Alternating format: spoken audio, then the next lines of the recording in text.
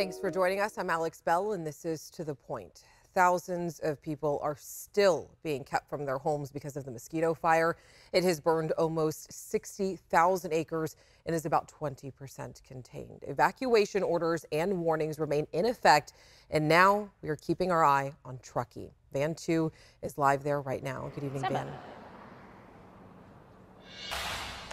Good evening, Alex. Well, the Mosquito Fire's potential impact to Tahoe and the Truckee and the Tahoe Basin are being closely monitored right now. In the meantime, authorities are warning people in this area that now is the time to prepare. You can see this digital sign outside of the Truckee Fire Department here saying it is time to prepare, know your zone, and are your go bags ready. This, as you can see, air quality in Truckee among the worst in the world right now, with smoke from the Mosquito Fire blanketing the area. You're looking down Donner Pass Road right now, and in the distance on a clear day, you would normally see a ridge top in the distance, but now all you can see is a wall of smoke. The AQI in this area above 200, over 300 AQI as we speak. This choking black smoke hazardous for all groups of people, so outdoor activity is not advised. Actually, the Sacramento River Cats doubleheader against the Reno Aces tonight was also postponed. Classes at Truckee Meadows Community College also moving online, and many after-school sports practices canceled because of the smoke. Though earlier today we did see some teams practice during a window of moderate air quality, we also heard from businesses that are being hit hard. Many of them reporting a decline of tourists in the area. We spoke to the owner of Cornerstone Bakery, which expanded 3 months ago with Cornerstone Kitchen. They say since smoke rolled in, business has been cut in about half, and they had to send home staff today. They're worried how this will impact their business if the Mosquito Fire continues to grow and send smoke for an extended period of time. It's a lack of business and learning to pay bills. I mean, our bills are going to be hard to pay when we don't have anybody buying our food. You know, a lot of our seating is outside. You can't sit outside with smoke, so we're holding tight and hoping for the best and thanking all the firefighters for their hard work. Certainly thankful for their hard work up there. Now, SMART is hoping that locals can support their business in the meantime as these communities cope with the smoke and keep an eye on the growing mosquito fire. Authorities say this is the time for Tahoe Basin communities to really be prepared and in case evacuation orders or warnings hit the area. So the Placer County Sheriff's Office put out a few helpful tips, one of them being sign up for local evacuation alerts, hardening your home against ember showers and preparing defensible space, having your action and communication plans with your families refreshed and ready to go. And for the numerous short-term rentals like the Airbnbs that are in this area, being sure that owners know that their guests have the emergency information and evacuation routes in hand, since they can be unfamiliar with this area. So there are a wealth of tips and checklists at readyforwildfire.org, Alex. That is definitely a site that people should be going to prepare. Yep, absolutely. Thank you so much, Van. And we will have more info on the fire coming up later in the show. And now to our main point. Schools around the country are facing a crisis. There are not enough teachers to fill classrooms, and California is no different. So we've been speaking with local educators and experts to try to get to the bottom of what's going wrong and also what's being done to remedy the issue. And tonight we're talking about the lack of diversity in California's teaching workforce and how it impacts students' futures. 63% of our teachers are white. Only 23% of our students are white. At the same time, 50% of our students are Latino and 20% of our teachers are Latino. So there's definitely an imbalance there. Diana Lambert, senior reporter at EdSource, an education nonprofit that reports on California's education challenges, says the state is looking for ways to diversify the educator workforce. Tony Thurmond got together a task force. They're trying to find a way to recruit more specifically Black male teachers. He said that's one of his main priorities for the year, but I think it's early on. They just have a task force so far. Why does diversity in the classroom matter? Well, research shows that teachers of color have a positive impact on all students. The Learning Policy Institute, an independent research nonprofit, found that when taught by teachers of color, students of color have higher test scores, are more likely to graduate high school, and more likely to succeed in college. California School Boards Association's Chief Information Officer, Troy Flint, explains. There's a lot of research that shows, particularly at the earlier levels, that when students have a teacher that they identify with that looks like them, that can produce more engagement with school and better academic results. So there's a real desire to get a wider variety of people into the teaching profession, particularly in some of these low-income schools where students have a certain experience, and not all teachers may be able to relate to that. Of course, you don't have to be from a certain environment. You don't have to be from the streets. You don't have to be from a rural area to be effective in those settings. But certainly it is helpful. What's preventing more recruitment and retainment of teachers of color? Inadequate teacher preparation, poor working conditions, low salaries, a lack of ongoing support for new teachers are just part of the issue. Right now, about a third of the people who are entering the profession in California have what are called substandard credentials. Doesn't mean that they won't be good teachers, but it just means they haven't completed all the certification that would normally be required to enter the classroom. But because beggars can't be choosers, districts aren't in a position where they can be picky, can't hold out for those who have the full credential. And so they have to hire people who are still completing that work. And that has equity issues because typically it's the more affluent districts that can offer the higher salaries that kind of get their pick of the litter when it comes to getting those teachers. And you tend to have more turnover at the low income schools, which are generally, but not always, considered more demanding, a little tougher environment. And so because of that, you're getting that constant churn. And that has really damaging effects on academic achievement for low-income kids, primarily Black and brown kids who are in these schools. Also, our rural students, where you don't have access to the same candidate pool. The rural areas are definitely the hardest hit. For example, Canocta Unified up in Lake County has about 50% of its teachers working on an emergency credential who aren't fully prepared to teach the courses they're teaching. And last year they started the year short 12 teachers, even with those 50% of the teachers underprepared. When the rural areas are hard, your pool of teachers, people who are qualified to be teachers, is small. And it's hard to recruit people to that place. What they have done though, they've turned to Montana.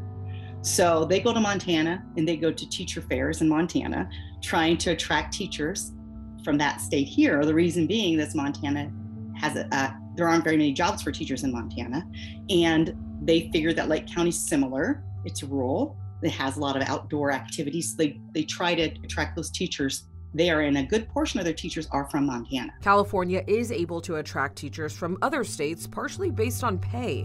The starting salary for a teacher in California is just over $49,000. The top salary is around $100,000. In Montana, those numbers start at $32,000 and increase to nearly $66,000. Other teacher deficiencies: bilingual teachers, special education teachers, and substitute teachers. Half of all districts in California are reporting a shortage of bilingual teachers. This is really concerning given our demographics. We have more English learner students than any other state in the country, a huge percentage of English learner students of the nation as a whole. To recognize that lack of bilingual teachers is not just something that hurts English learner students, it has an impact on communities widely and on California as a whole. This is a huge percentage of our student population, people that will be the adults, the decision makers of tomorrow. And these are potentially future leaders. We're losing potential that's being compromised because we are not able to provide them the support they need and deserve, whether that's rural areas, whether it's our low income students, whether it's students with disabilities or our English learner students. It's a true equity issue, and it's also an issue for our health as a society, for our ability to field engaged adults who can participate in civic society, and in terms of our ability to remain a prosperous and hopefully more equitable society in the future. And I do want to focus in on something that Diana touched on, the lack of substitute teachers in California. She says that some school districts are going to great lengths to draw substitutes in. Substitute teacher shortage is the most dire shortage in schools right now. Sometimes they have to merge classrooms because there aren't enough teachers or substitute teachers, or put kids in gymnasiums, 2 and 3 classes in a gymnasium in some districts, not all, because they don't have enough substitute teachers. Substitutes sort of dropped off the map during COVID because there was no school for a year and a half. They had to find other jobs, right? And then they weren't paid that well, and they were afraid of COVID. So it really reduced the ranks of substitute teachers. And in response, some districts as much as doubled the substitute rate for a while, usually temporary hikes. And we do want to hear from any current or former teachers watching this right now. Let us know your thoughts about the changing landscape in the classroom. All you have to do to reach out to us is just email tothepoint@abc10.com. Why is Governor Newsom breaking the ranks with the California Democratic Party as the face of no on Prop 30? We're getting into that after the break. Welcome back. Did you catch this during the break? Take a look at this. Fellow Californians, I need to warn you about Proposition 30, one company's cynical scheme to grab a huge taxpayer-funded subsidy. Yeah, that's Governor Newsom urging people to vote no on a proposition aimed at fighting climate change. And that may seem confusing to some people. In fact, he's even joining the Republican Party of California in opposing it. Now, here's the deal. Prop 30 would increase the tax on personal income above $2 million by 1.75%. That revenue would be dedicated to funding things like electric vehicle charging stations and wildfire prevention, something that could really help the state reach the governor's goal of phasing out new gas-powered cars by 2035. But Governor Newsom and others say that this proposition is, quote, a Trojan horse that puts corporate welfare above the fiscal welfare of our state, end quote. Now, rideshare company Lyft has almost entirely funded the campaign in support of Prop 30, and companies like Lyft and Uber are really under a deadline to electrify the vast majority of their fleet of cars by 2030. Now, Lyft is joined by groups like the California Democratic Party, California Environmental Voters, and several unions in support. And supporters say that the measure doesn't direct money towards Lyft and would ultimately help save jobs, lives, and the environment. So Clean Air California said in a statement, it is disappointing that the governor would side with the California Republican Party and a handful of San Francisco billionaires who would rather kids breathe toxic, polluted air than pay their fair share. It's being called the spiral of silence. After the break, why researchers say you need to speak up if you want to see more action combating climate change. Imagine having all of your rights taken away, separated from your family, and having no voice in the process. That's the reality for many Californians under conservatorship right now. Our 2-year investigation, The Price of Care, taken by the state, uncovers a deeply broken system funded by your tax dollars. But right now, a bill sitting on the governor's desk could bring some much needed change. It is complicated. This is a very complicated area of law, and that's really why it hasn't been changed in such a long time. But we've seen that there have been abuses in the system, and it really is time to make these changes. And so this is really a huge effort to try to reform the whole conservatorship system in the state of California. Episode 5 premieres tomorrow at 6:30 on a special edition of To The Point. You can head to abc10.com or the ABC10 YouTube channel to watch the first 4 parts of this investigation.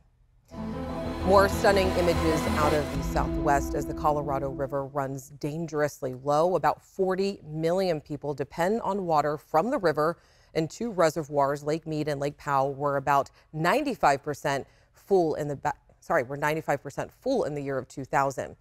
Now they are each about 27% full, and based on a mixture of water management and climate change. And if you ask your neighbor if they support climate policies, they might say yes. But if you ask them if they think other people support those policies, they might be more likely to say no. And it's a concept that experts are calling the spiral of silence. Brendan Minchef spoke with a group of researchers to explain why.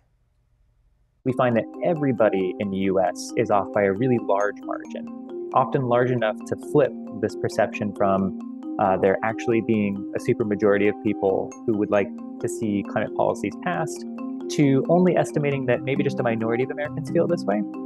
Americans across all demographics and ideologies underestimate support for climate change policies by at least 20%, although oftentimes it's much more. That's according to a new study conducted by scientists including Sacramento native Dr. Greg Sparkman, an expert in psychology and social change at Boston College. Even in California, the real level of the percent of people who say they're at least somewhat worried about climate change is upwards of 70%. And the people who would support a carbon tax that was levied against fossil fuel companies and then redistributed to everybody else is about 72%. But people just perceiving how fellow Californians feel will guess that maybe only half of the state is worried about climate change. I think Californians are definitely connecting climate change and the drought and linking those together. And they're very concerned about not only the impact with the current water supply, but in future years as well and for future droughts. The Public Policy Institute of California found 8 in 10 Californians feel that wildfires are a problem in their part of the state, and a majority think climate change has contributed to that. We also found that 7 in 10 say it's important that California acts as a leader around the world when it comes to efforts to fight climate change. So I think this is an area where California residents want to continue to be a leader. And given the intensity, like the overwhelming majority of people who say this, I think it's something that's going to continue at least into the foreseeable future. People in the state and across the country are seeing and feeling the effects of a warming climate. So why are people underestimating support for climate policy? Well, it has a lot to do with human nature and how we analyze other people's feelings. It also has to do with communication, or a lack thereof. Right now, we're trapped in what is often described as a spiral of silence. So when people look around and they don't see people talking about something, they infer that maybe nobody cares. And if they think, I care, but I don't think anyone else does, then they self-silence. But as they self-silence, people continue to look around and they're not speaking out, as is nobody else. People continue to perceive that nobody cares, and the cycle kind of continues. If you're worried about climate change, you should let people know. Let's go ahead and circle back to the Mosquito Fire out in Placer and El Dorado counties. There will be another town hall meeting tonight at 7 p.m. and we will be live streaming it right on our website. Let's get to Chief Meteorologist Monica Woods for the latest on those fire conditions. Monica, how are things looking? At 7 o'clock, we should get new perimeter lines as well. How many acres have been burned? We're hearing somewhere around 63,000 plus acres. Winds at 20 miles per hour. Some of the hot spots we've been tracking for today just off to the south of Forest Hill Road. Still some hot spots at this hour, and also off on the eastern and southern end of this fire. Traveling our way northward here, you can see multiple red spots. Those are the hot spots for today. As far as the smoke plume coming in pretty thick earlier today, you can see a very significant line here pushing towards the I-80 area and now towards the Tahoe Basin. Still unhealthy, the hazardous air around Reno, as well as Sierraville and Truckee. The course of the winds are going to continue to press that smoke all the way through the Tahoe Basin and then settle into the lower elevations, once again moving its way up the hill tomorrow afternoon. This is a pattern that will continue to repeat itself, although Friday morning it makes more of a push towards the valley. Gilmore backyard, we have clear skies right now. Our winds are at about 15 miles per hour. Temperatures in the 70s, 60s for Tahoe with clear skies and calm winds, with our 10-day forecast showing us that chance of rain coming in late Saturday through Sunday, Monday, and Tuesday. Fall starts on Thursday. Thanks for joining us tonight, and don't forget to tune in tomorrow at 6:30 for a special edition of To the Point for our season finale of The Price of Care taken by the state. We are uncovering the flaws of the limited conservatorship system right here in California. Have a great night.